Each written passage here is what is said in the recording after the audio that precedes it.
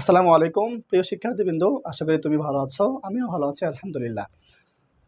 তুমি যদি এসএসসি 27, 28 বা 29 ব্যাচের হয়ে থাকো তাহলে আজকের ক্লাসটা তোমার জন্য। আজকের ক্লাসে কি শেখাবো ভাইয়া?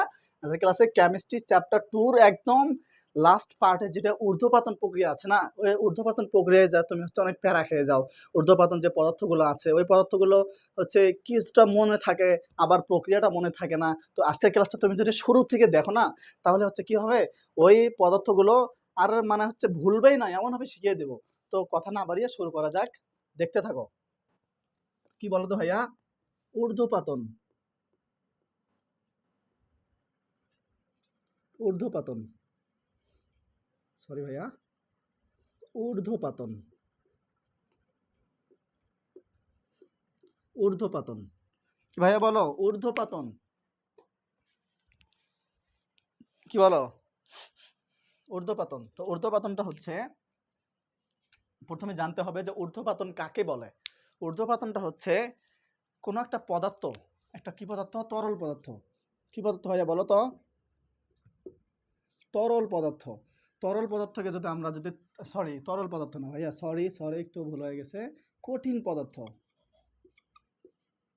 কঠিন পদার্থ। আমরা জানি যে কোনো একটা পদার্থ প্রথমে কি থাকে? কঠিন অবস্থায় থাকে। তো কঠিন অবস্থায় থাকার পর কি হয়?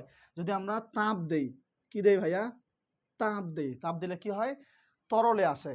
মানে নর্মালি যেটা হয়ে থাকে দেখো, তরলে থাকে, তারপরে তরল থেকে কি হয় ভালো বলো তো ভাইয়া? বাষ্প হয়ে যায়, তাই না? নর্মালি প্রক্রিয়াটাই যে এটা, হাবিব ভাই কালো কালো কলমটা একটু দাও। তো নর্মালি প্রক্রিয়াটা এইটা, কঠিন, তরল এবং বাষ্প। কঠিন থেকে তরল হয়, তরল থেকে বাষ্প হয়, তাই না ভাইয়া? তো হচ্ছে ঊর্ধ্বপাতন প্রক্রিয়াটা কিছুটা ভিন্ন, এই জন্য সবাই প্যারা খেয়ে যাও, বুঝছো? সবাই আজকে আজকে ক্লাসটা দেখলে প্যারা খাবা না। তো নর্মালি নর্মালি কি ভাইয়া বলো? নর্মালি হচ্ছে সমীকরণটা এরকম, কঠিন থেকে তরলে যাবে, তরল থেকে বাষ্প হয়ে যাবে, তাই না ভাইয়া? কিন্তু ঊর্ধ্বপাতন প্রক্রিয়াটা এরকম হয় না, এই জন্য একটু ভেজাল। তো ঊর্ধ্বপাতন প্রক্রিয়াটা কি ভাইয়া বলো তো? ঊর্ধ্বপাতন প্রক্রিয়াটা হচ্ছে কঠিন পদার্থ থাকবে, কঠিন থেকে ডিরেক্ট কি হয়ে যাবে ভাইয়া বলো? ডিরেক্ট বাষ্প হয়ে যাবে। কি হয়ে যাবে? বাষ্প হয়ে যাবে। কি ভাইয়া, কি হয়ে যাবে ভাইয়া? বাষ্প হয়ে যাবে। কঠিন থেকে ডিরেক্ট বাষ্প হয়ে যাবে। আর নর্মালি যেটা হয়, কঠিন থেকে তরলে যায়, তরল থেকে আবার তাপ বৃদ্ধি করার পর কি হয়ে যায় ভাইয়া? বাষ্প হয়ে যায়। কিন্তু ঊর্ধ্বপাতনের ক্ষেত্রে সেটা হয় না। কেন হয় না? ঊর্ধ্বপাতন একটু বিপরীতমুখী পদার্থ। তো প্রথমে কি হয়? প্রথমে কঠিনে থাকে, কঠিন থেকে যদি তাপ দেওয়া হয় না, এই যে তাপের জন্য এটা, তো তাপ দেওয়া যদি হয় না, তো তাপ দেওয়ার পর কি হয়ে যায়? বাষ্প হয়ে যায়। এই জন্য এই পদার্থগুলো একটু বিপরীতমুখী পদার্থ। তো ঊর্ধ্বপাতন কাকে বলে? কোনো তরল পদার্থকে, কোনো তরল পদার্থকে তাপ দিলে, তাপ দিলে কি হয় ভাইয়া বলো তো? একটু মিশিয়ে দেই, এটা তুলে নাও ভাইয়া, তুলে নাও।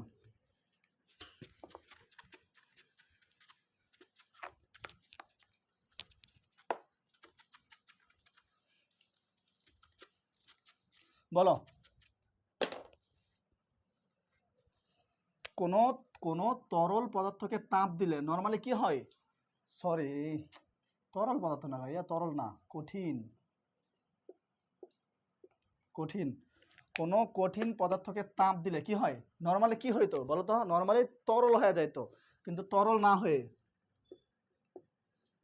তরল না হয়ে সরাসরি,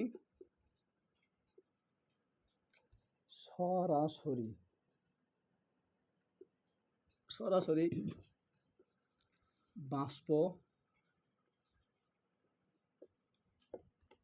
হওয়া। ভাই আবার আবার বোঝাচ্ছি, ঊর্ধ্বপাতন হচ্ছে কোনো কঠিন পদার্থকে তাপ দিলে তরল না হয়ে, এই যে এটা হচ্ছে পয়েন্ট, তরল না হয়ে সরাসরি বা ডিরেক্ট বাষ্প পদার্থ হয়ে যায়। তো বাষ্প পদার্থ হয়ে যাওয়ার প্রক্রিয়াটার নামই হচ্ছে কি? ঊর্ধ্বপাতন। তো সমীকরণটা এরকম, কঠিন কঠিন থেকে ডিরেক্ট তাপের মাধ্যমে বাষ্প হয়ে যাওয়া, বাষ্প, কঠিন থেকে বাষ্প হয়ে যায়। নর্মাল কি হয়তো তরল, এখানে কিন্তু তরল হওয়ার কথা, তরল হওয়ার কথা, কিন্তু কি হয়, হয় না ভাইয়া। এই যে সংকেতটা কিন্তু সরি, এই সংজ্ঞাটা কিন্তু মোস্ট ইম্পর্টেন্ট, এই জন্য স্টার দিয়ে রাখলাম, এটা মোস্ট ইম্পর্টেন্ট। তো কঠিন থেকে ডিরেক্ট যদি বাষ্প হয়ে যায় ভাইয়া, কঠিন থেকে যদি বাষ্প হয়ে যায়, সেটার প্রক্রিয়াটার নামই হচ্ছে কি, ঊর্ধ্বপাতন, বুঝছো? তরলটা হয় না, বুঝছো, তরলটা হয় না। তো ভাইয়াকে বলতে পারো, ভাইয়া এই যে আপনি যে বুঝাইলেন যে ঊর্ধ্বপাতন প্রক্রিয়াটা কেমন, কাকে বলে বুঝাইলেন, কিন্তু এর তো কোনো একটা পদার্থ আছে, যে পদার্থকে দেখলে আমি চিনতে পারবো যে ঊর্ধ্বপাতন পদার্থ, ঊর্ধ্বপাতিত পদার্থ, তাই না? তাই লিখে দিচ্ছি, নোট নাও, নোট নাও, লিখে দিচ্ছি, মোস্ট ইম্পর্টেন্ট, লিখে দিচ্ছি, 100% আসবে, আমি লিখে দিচ্ছি 100% আসবে।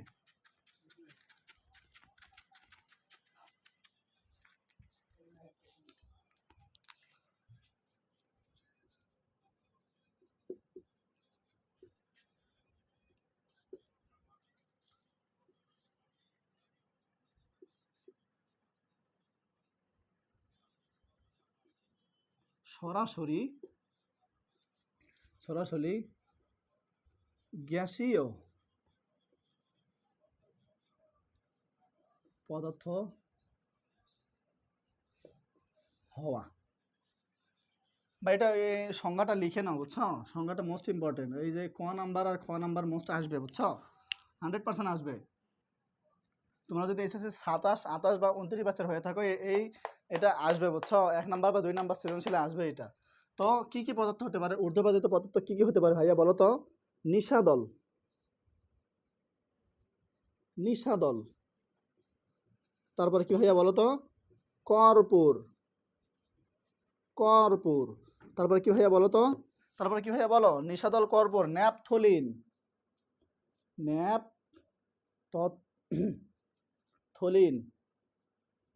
ন্যাপথলিন, তারপরে কি ভাইয়া বলো তো? 4 নাম্বার কি ভাইয়া বলো?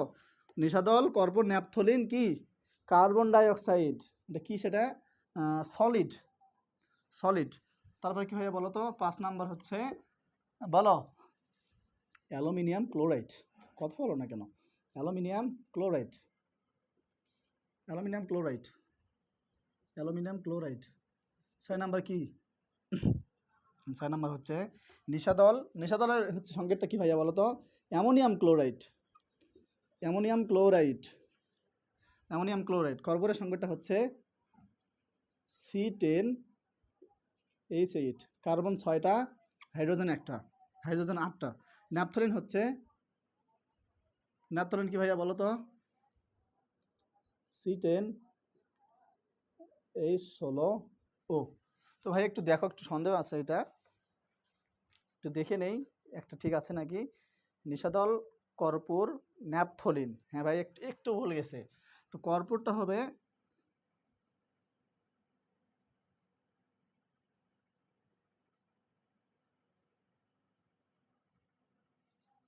এটা।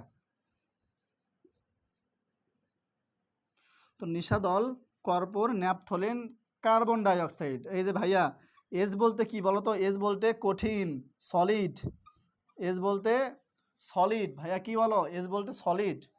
তো কঠিন কার্বন ডাই অক্সাইড কি ভাইয়া? কঠিন কার্বন ডাই অক্সাইড। যদি দেখো যে কঠিন কার্বন ডাই অক্সাইড আছে, তাহলে বুঝতে হবে এটা কি পদার্থ ভাইয়া বলো? কি পদার্থ? ঊর্ধ্বপাতিত পদার্থ। যদি দেখো যে ভাইয়া কঠিন পদার্থ আছে, কোনো পরীক্ষায় কি পদার্থ আছে? কঠিন পদার্থ আছে, কঠিন, কঠিন কি পদার্থ? Carbon die oxide. তাহলে কি বুঝতে হবে? এটা ঊর্ধ্বপাতন বা ঊর্ধ্বপাতিত পদার্থ। এগুলা কিন্তু ভাইয়া ঊর্ধ্বপাতিত পদার্থ, ঊর্ধ্বপাতিত পদার্থ ভাইয়া। কি কি পদার্থ? ঊর্ধ্বপাতিত পদার্থ। আয়োডিন, আয়োডিন ভাইয়া, iodine, iodine most important, iodine, iodine. তো আয়োডিন হচ্ছে most important. Aluminium chloride, aluminium chloride,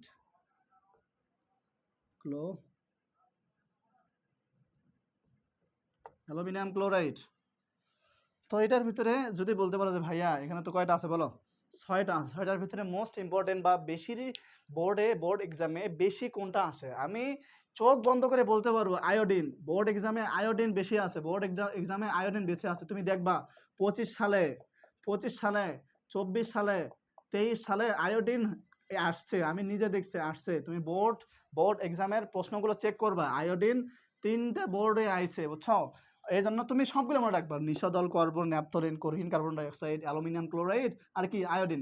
6টা, ব্যাপার না তো এটা। তুমি যদি 6টা পড়ো তাহলে এমসিকিউর জন্য 1 পাবা, প্রথমত এমসিকিউর জন্য 1 পাবা, অ্যান্ড হচ্ছে সিকিউর জন্য 2 নাম্বার 100% পাবা। তুমি যদি এই আজকের ক্লাসটা যদি প্রথম থেকে দেখো তাহলে সিকিউর জন্য 2 নাম্বার, সিকিউর জন্য কয় নাম্বার বলো?